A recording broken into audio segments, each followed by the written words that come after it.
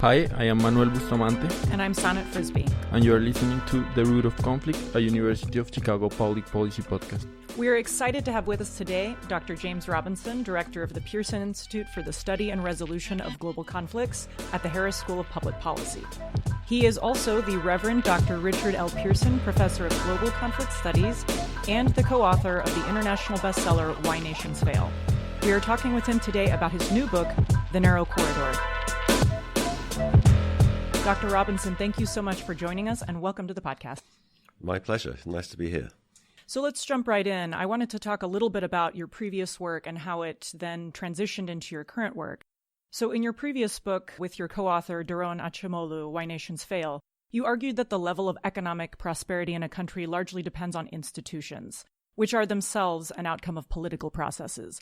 How did you get interested in institutions? Why institutions? I think that was because when I was an undergraduate at the London School of Economics, I read this book by Norton Thomas called The Rise of the Western World, which was a famous institutionalist interpretation of the Industrial Revolution. We read a whole bunch of books like that. We read Weber's Protestant Ethic and the Spirit of Capitalism and all sorts of different interpretations of industrialization. And I just remember that book really stuck with me. You know, I just found it really convincing. A lot of it is about Britain and, you know, I'm British and it resonated with what I understood about British history. And it's a very powerful institutional and political theory of the emergence of the Industrial Revolution. I think Acemoglu also read that book as an undergraduate at the University of York. So we were both very big fans of that book. And I think that's how we both started thinking about institutions and economic development. And I think that one of the most fascinating features from the framework described in your previous book is that extractive institutions do not stem from the ignorance of policymakers, but that exist from design. Why do you think that is the case, or what is the logic behind extractive institutions not arising from ignorance of policymakers? One is just kind of empirical. It seems very difficult for us to explain the observed variation in policy and institutions by comparative ignorance. And the second is just field work or practical experience of talking to policymakers and, you know, working in the developing world. Time after time, I've been in situations where it's perfectly clear what needs to be done, and everybody sort of understands that, but they can't do it because the politics just won't align with it. So it's also just many, many real-world experiences convinced me that this can't be the right way. This ignorance, what we call the ignorance hypothesis in Why Nations Fail, it can't, even though, you know, it still dominates the economics profession. In fact, 3 people got the Nobel Prize on Monday, you know, for promoting the ignorance hypothesis. It's always been completely baffling to me why people, that's the paradigm in economics, but it never seems to explain anything I've looked at in detail. And in The Narrow Corridor, in contrast, it seems like you're focusing more on how these institutions emerge initially, and the new concept, or the concept you really focus on, is the idea of need. Could you talk a little bit about liberty itself and how you honed in on that concept? Yeah, in some sense, that's exactly right. You know, there's two big kind of new things in The Narrow Corridor. One is trying to understand in a deeper way these long-run dynamics of political institutions with a framework that allows us to talk about things that we couldn't talk about in Why Nations Fail. And the other thing is trying to shift the discussion on what's the ultimate dependent variable. You know, what is it we're ultimately trying to understand? You know, what is it that people value or makes for a society that worth living in? Or yes, that's economics. Obviously, people care about material things and living standards, but they care about other things. And I think we try to take the view that liberty, you know, that's not some sort of Western notion connected to some particular political tradition. It's actually something that humans aspire to everywhere. But it's obvious when you look around the world, just as with economic development, there's enormous variation in the extent to which people in different societies experience liberty. You know, so again, you know, why did we focus on that? Well, I think it's trying to broaden the sort of discussion. You know, you could say Amartya Sen tried to do that, you know, in his work on development as freedom, you know. So it's related to Sen's agenda of trying to, but Sen himself, you know, is much more of a philosopher. He never really proposed a positive theory of, you know, when development as freedom arises or doesn't arrive. You know, it's a much more kind of, this is what we aspire to, and it's a much more kind of normative point of view. So, you know, I think that's just something that we've always thought is important, and thought, I mean, work a lot in Africa, and I think Africans, value liberty just as much as anybody else, just as, so it's not something peculiarly Western. And why, it's nice to have a non-Western theory of the emergence of that. Or look at people in Hong Kong, what is it they're fighting for? It's not about economics. Hong Kong is an extremely prosperous and dynamic place economically, but people are extremely concerned about basic rights, it seems to me. Yeah, and like reading your book, we found that it presents an alternative vision to that of political liberty being kind of this durable construct that is arrived by a process of enlightenment. So according to your book, liberty is kind of an outcome of a process which is a constant struggle between the state and the society. And you use an allegory to the Red Queen, which is a character in Lewis Carroll Through the Looking Glass. I don't know if you can please explain what is the Red Queen effect and how does it work and what does it have to do with liberty? I mean, that's one of the key ideas in the book, is that whether or not you get liberty depends on this balance between the power of the state and the power of society. That if the state dominates society, that's what we call a despotic situation, then it's very unlikely that you're going to have liberty. Think about China today.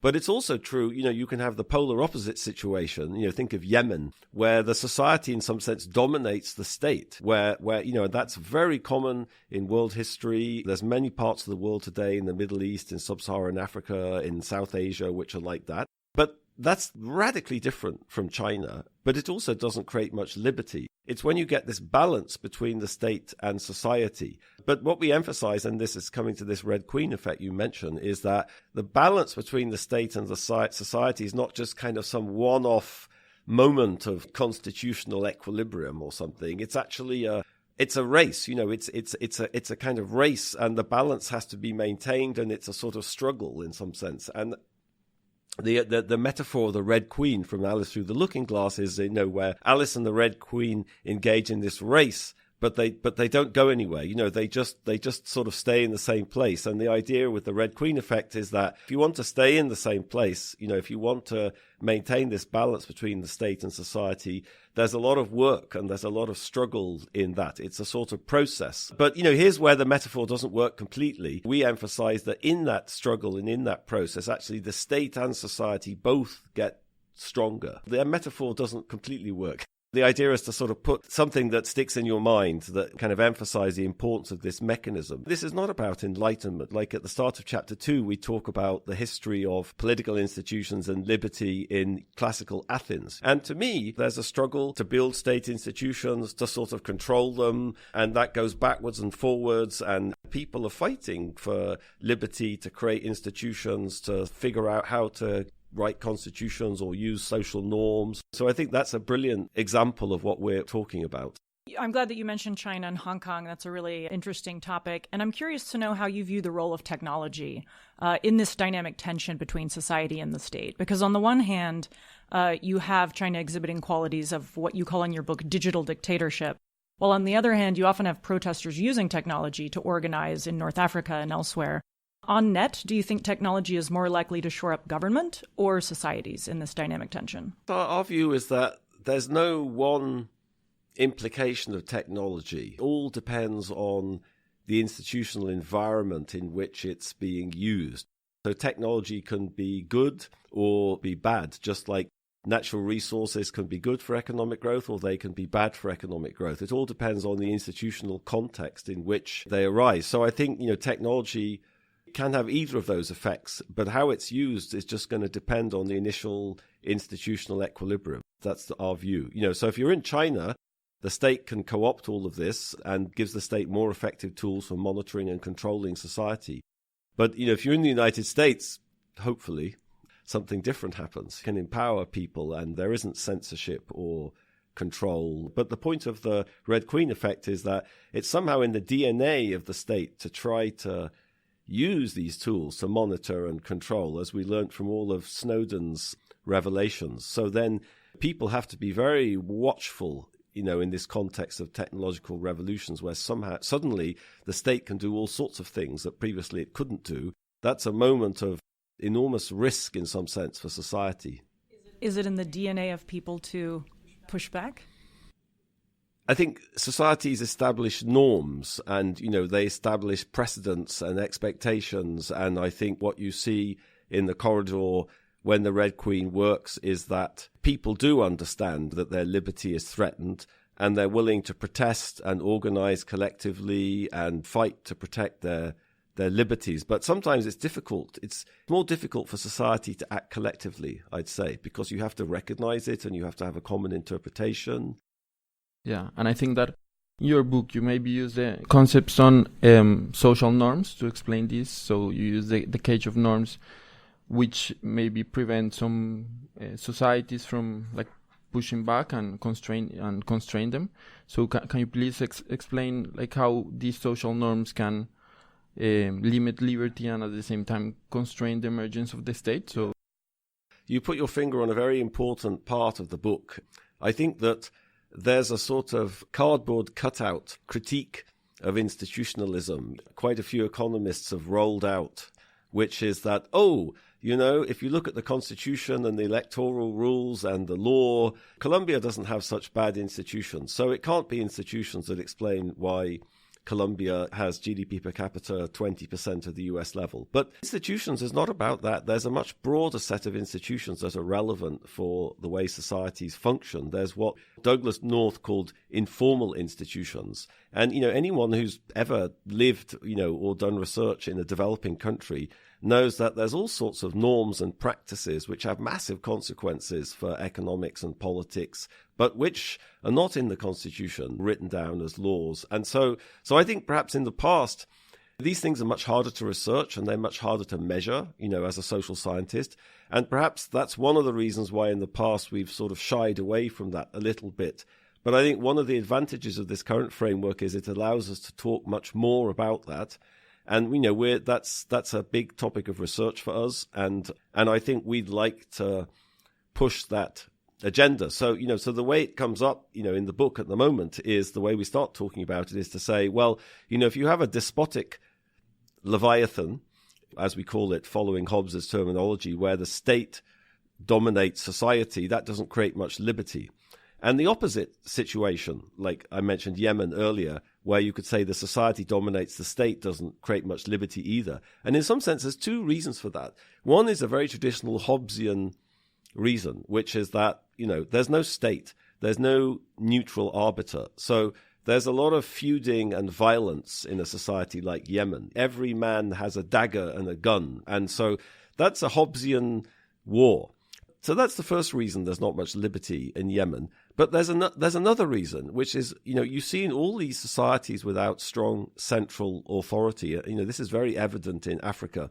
Social norms sort of proliferate to mitigate the risk of conflict or violence or disputes breaking out. This is extremely well documented by anthropologists. So there's actually much less violence in these societies than Hobbes would have imagined, because societies create ways of avoiding situations that would be conflict prone. How do they do that? They do it by restricting people's opportunities. Yemen has the lowest participation of women in the labor force in any country in the world. That's why is it that women are shuttered away and kept in home? And, so that's just part of this trying to kind of create a society where disputes don't arise, where conflicts don't arise, and that manifests itself in the economy and every aspect of life. So we call this the cage of norms. So the cage of norms is a fundamental obstacle to creating a kind of